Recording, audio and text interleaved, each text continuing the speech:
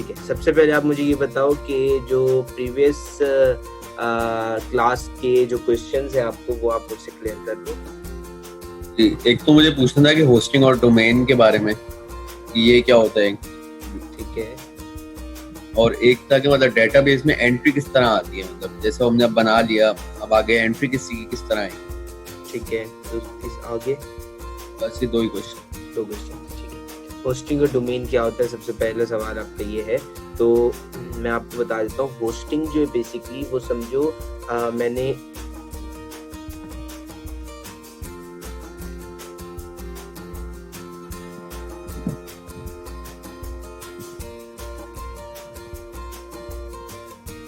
आपको बताया था हमारे पास एक सर्वर होता है। इस सर्वर के अंदर जो है वो स्मॉल स्पेस होता है मेरे पास, ठीक है, जो मुझे प्रोवाइड किया जाता है जहाँ पे मैं अपनी वेबसाइट जो है वो रख सकता हूँ, ठीक है।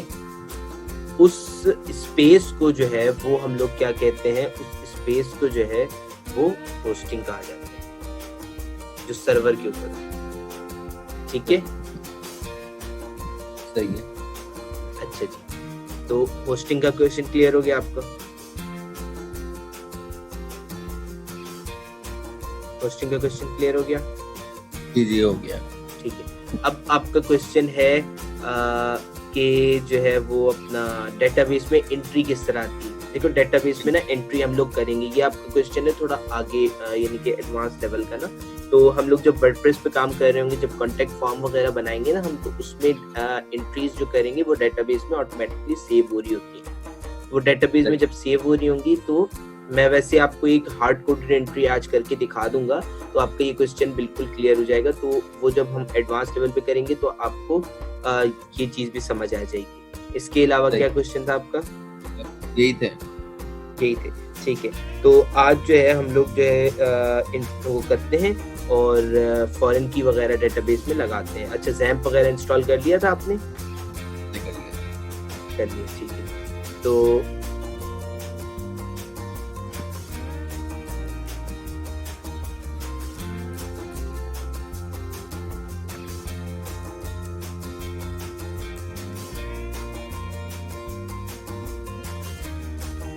अच्छा, डेटाबेस मैंने कोई टास्क दिया था? आपने बस यही कहा था कि प्रैक्टिस कर लो, तो मैंने बना लिया था डेटाबेस उसकी तरह जिस तरह आपने बनाया था। अच्छा, डेटाबेस बना लिया था।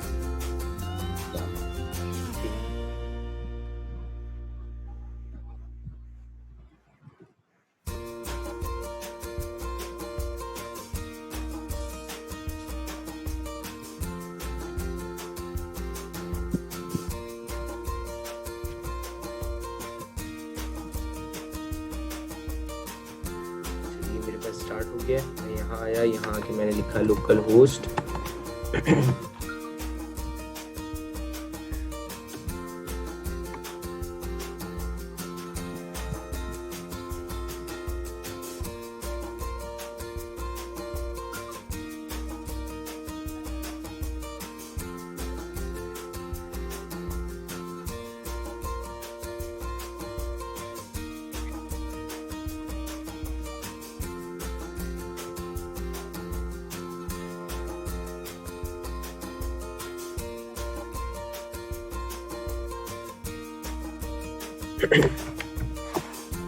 अच्छा, एक चीज मैं आपको समझा देता हूँ। डेटाबेस में जो है वो नॉर्मलाइजेशन ज्यादातर यूज की जाती है जब हम लोग कॉम्प्लेक्स डेटाबेस बना रहे होते हैं।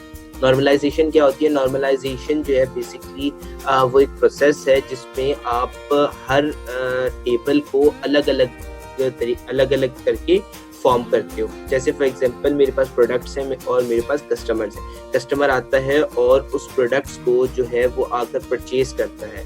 तो कस्टमर जब उस प्रोडक्ट को परचेज करेगा तो एक थर्ड टेबल हम फॉर्म करेंगे जिसमें प्रोडक्ट की आईडी और कस्टमर की आईडी जिसमें सेव की जाएगी। यानी कि मेरे पास अगर ऑर्डर का प्रोडक्ट है तो मैं ऑर्डर का प्रोडक्ट कॉल करूंगा तो मेरे पास कस्टमर प्लस प्रोडक्ट का जो टेबल है वो कॉल हो जाएगा। किस तरह से वो मैं करता हूँ आज। तो सबसे पहले जो हम टेबल फॉर्म करेंगे वो हम फॉर्म करेंगे प्रोडक्ट्स का। सबसे पहले तो न्यू डेटाबेस बनाएंगे हम।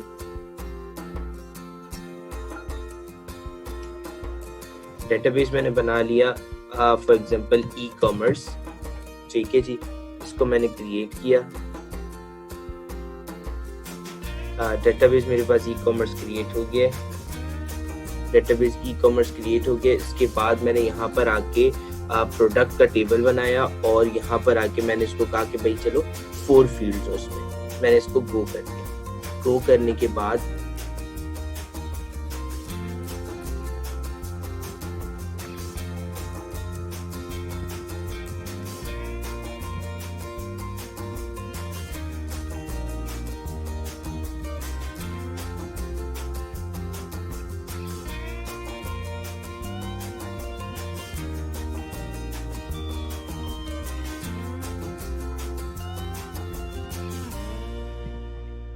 ये जो डेटाबेसेस का कुछ भी नाम रख सकते हैं?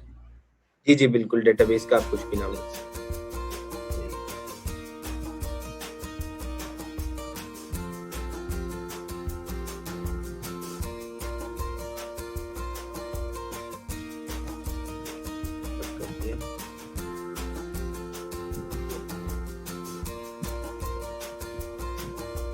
ठीक है जी, प्रोडक्ट आ गया। अब सबसे पहला कॉलम हमारे पास आईडी होता है, तो कि ऑटो इंक्रीमेंट होता है, ठीक है जी।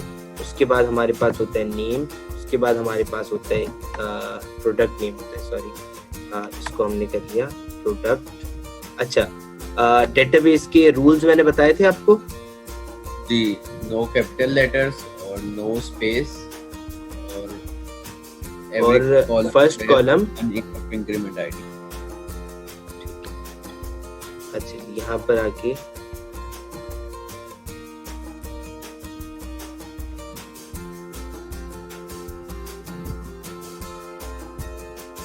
प्रोडक्ट नेम, ठीक है, प्रोडक्ट प्राइस और यहाँ पे आके प्रोडक्ट क्वांटिटी, ठीक है जी।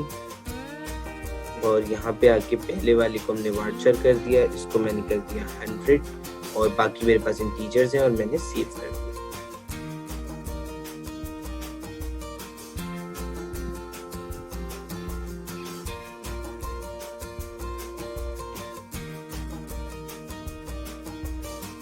ठीक है, प्रोडक्ट का मेरे पास फॉर्म हो गया। इसके बाद अब मैं दूसरा जो है टेबल बना रहा हूँ। यहाँ पे आके न्यू पे क्लिक किया, दूसरे टेबल का नाम मैं रख रहा हूँ कस्टमर और यहाँ पे आके सबसे पहले आईडी हो जाएगी, उसके बाद कस्टमर नेम हो जाएगा, उसके बाद मेरे पास हो जाएगा कस्टमर कंपनी कर लेते हैं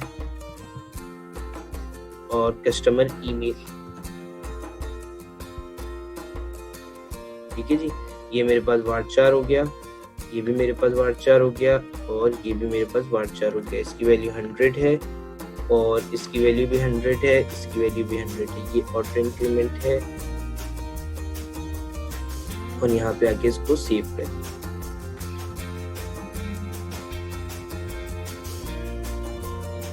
ठीक है जी, मेरे पास 2 टेबल बन गए। अब तीसरा टेबल मैं कौन सा बनाऊंगा, ऑर्डर का।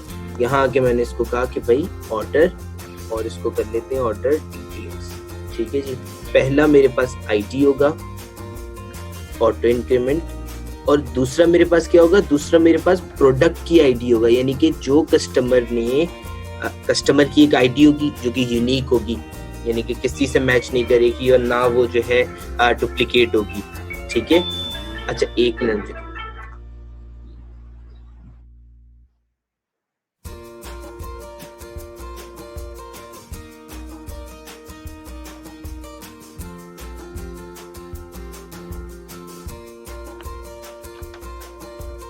एक मिनट।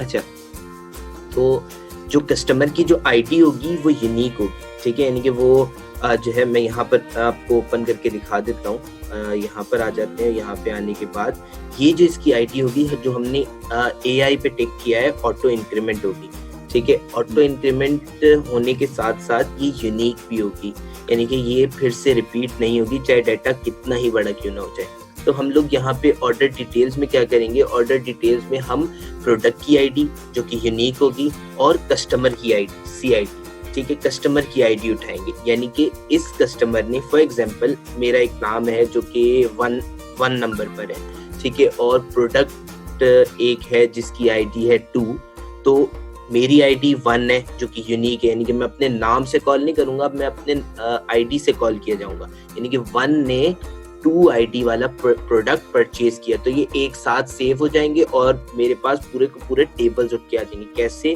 कि अभी मैं प्रैक्टिकल करता हूँ तो आपको समझ आ जाएगा, ठीक है।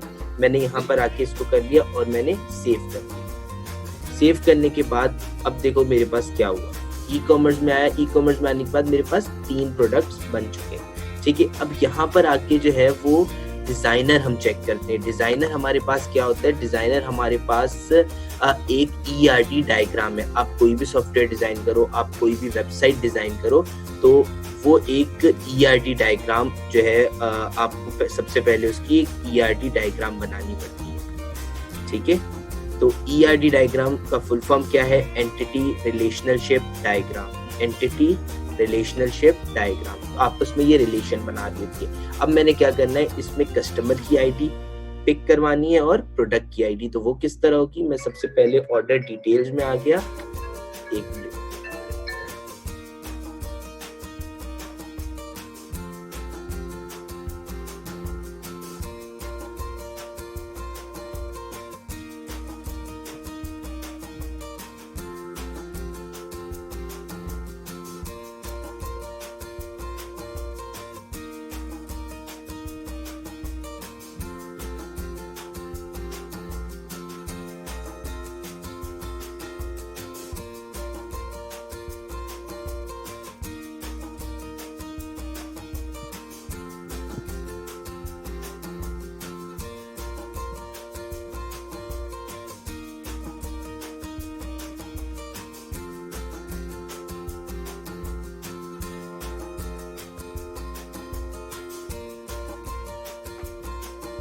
अच्छा जी, तो ये मेरे पास, अब मैं इसको देखो कनेक्ट किस तरह कर रहा हूँ। मैं यहाँ आया, यहाँ आने के बाद जो है मैं SQL में आया।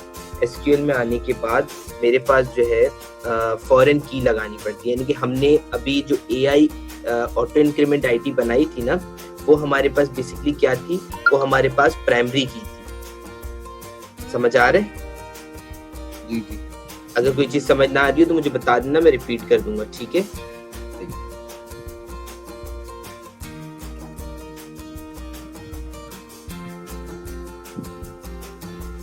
अच्छा जी, तो हमने जो AI वाली ऑटो इंक्रीमेंट वाली आईडी लगाई थी, वो हमारे पास बेसिकली क्या थी, वो मेरे पास जो है उसकी प्राइमरी की थी। अब प्राइमरी की एक टेबल के अंदर ही लगती है, लेकिन जो फॉरेन की होती है वो टेबल से बाहर भी लगती है। तो मैं यहाँ पर फॉरेन की लगा रहा हूँ। फॉरेन की मेरे पास किस तरह लगेगी, ऑल्टर टेबल, इसके लिए क्यूरी लिखनी पड़ती है, ऑल्टर टेबल और टेबल का नाम। टेबल का नाम मेरे पास कौन सा टेबल ओपन हुआ है, ऑर्डर डिटेल्स, ठीक है जी, ऑर्डर डिटेल्स। उसके बाद मैंने क्या कहा, ऐड करो फॉरेन की, ठीक है जी। मैंने इसको कहा कि भाई ऐड फॉरेन की, और किस में ऐड करो, मैंने इसको कहा कि भाई PID पर ऐड करो, ठीक है, PID पे ऐड करो। और PID पे रेफरेंस किससे दो, भाई रेफरेंस जो है वो आप दोगे जो आप मेरे पास प्रोडक्ट का टेबल है उसकी आईडी से रेफरेंस करो। मैंने इसको गो किया, गो करने के बाद ये इसको एग्जीक्यूट करेगा और इसने कहा ठीक है मैंने लगा दिया। अच्छा, दूसरी हमने क्या करना है, दूसरा भी हमने इसी तरह करना है, ऑल्टर टेबल ऑर्डर डिटेल्स, उसके बाद ऐड फॉरेन की, और किस पे ऐड करनी है, CID पे, ब्रैकेट्स में CID, ठीक है जी। और रेफरेंस कहाँ से कराना है, रेफरेंस कराना है कस्टमर की आईडी से, ठीक है जी। और गो करने के बाद इसने लगा दी। अब उसके बाद मैंने ई कॉमर्स पे क्लिक किया। ई कॉमर्स पे क्लिक करने के बाद मैं डिजाइनर में आया। डिजाइनर में आने के बाद ये देखो, अब इसने क्या किया है, मेरे पास फॉरेन की लगा दी।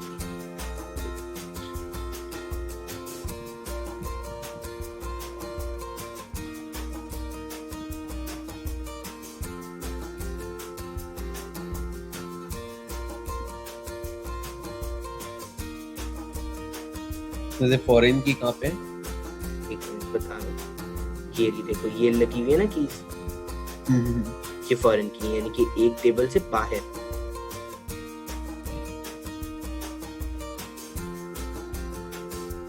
ठीक है, तो ये मेरे पास फॉरेन की लगी हुई है। और इस जो टेबल को नेम देते हैं, इस टेबल को कहते हैं ERD diagram, entity relationship diagram. अब देखो इसने हमारे पास काम किया क्या। मैं देखो कस्टमर में आया, मैं कस्टमर में आके मैंने इंसर्ट किया। इंसर्ट करने के बाद यहाँ आके मैंने कस्टमर नेम दे दिया मोहम्मद उमर, कंपनी नेम मैंने दे दिया ओमनी एकेडमी, ठीक है जी। उसके बाद मैंने ईमेल दे दिया उमर _ इसको दे देते हैं umar@gmail.com, ठीक है जी। उसके बाद मैंने इसको क्या किया, गो किया। गो करने के बाद इसने मेरे पास कस्टमर में ये देखो डाटा इंसर्ट कर दिया। एक डाटा इंसर्ट कर दिया। अब मैं आ जाता हूँ प्रोडक्ट में।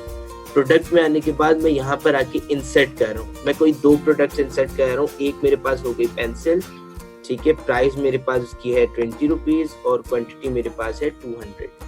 दूसरी प्रोडक्ट में कर रहा हूँ बुक, जिसकी प्राइस मेरे पास है 100 रुपीज और 1000 इसकी मेरे पास क्वांटिटी है। मैंने गो किया, मेरे पास 2 प्रोडक्ट्स इंसर्ट हो गए, ठीक है। अब मुझे प्रोडक्ट के नाम याद नहीं रखते, अब मुझे प्रोडक्ट्स की आईडीज याद रखनी है।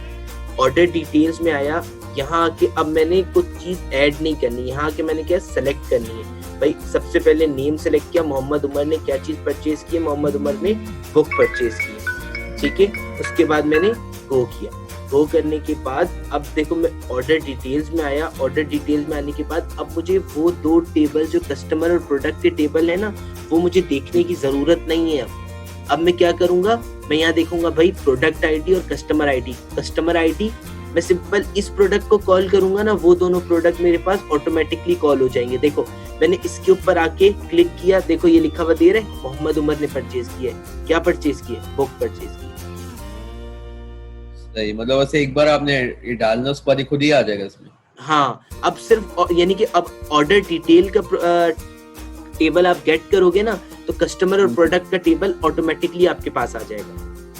सही, ठीक है। तो ये यानी कि फॉरेन की है जो बहुत इंपॉर्टेंट है। अक्सर इसमें स्टूडेंट्स मिस्टेक करते हैं। अच्छा, अगर इसमें ऑर्डर डिटेल्स का टेबल पहले बना दोगे, कस्टमर प्रोडक्ट का टेबल पहले नहीं बनाओगे, बाद में बनाओगे ना, तो ये आपको एरर दे जाएगा। एरर दे देगा, ये आपसे वो नहीं करेगा, यानी कि आपको एरर दे देगा, फिर से आपको बनाना पड़ेगा। तो कस्टमर और प्रोडक्ट का टेबल पहले बनाना है और ऑर्डर डिटेल का बाद में बनाना है। अब आपके पास आपका टास्क है। टास्क आपका क्या है, आपने जो है मैं आपको बता देता हूं।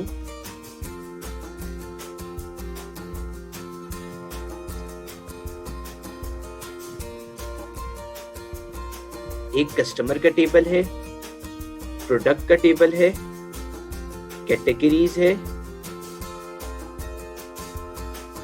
कैटेगरीज है और ये ऑर्डर है।